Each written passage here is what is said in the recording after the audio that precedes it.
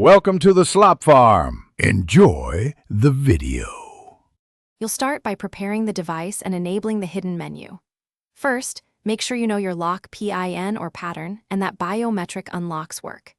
Next, open Settings, go to About Phone, and tap build number 7 times until you see a confirmation toast.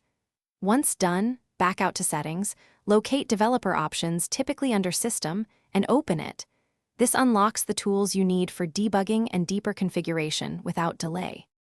You'll now configure the practical settings you'll use every session. First, toggle USB debugging to allow ADB connections from your computer. Accept the RSA prompt when connecting.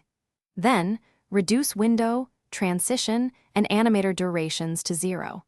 5x are off to speed up UI testing and reproductions.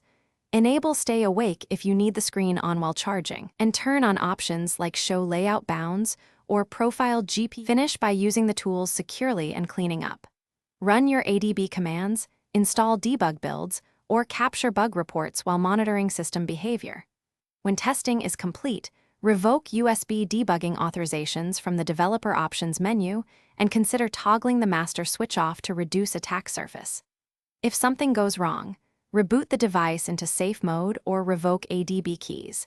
If a persistent issue remains, clear system, caches, or perform a settings reset to restore normal operation quickly.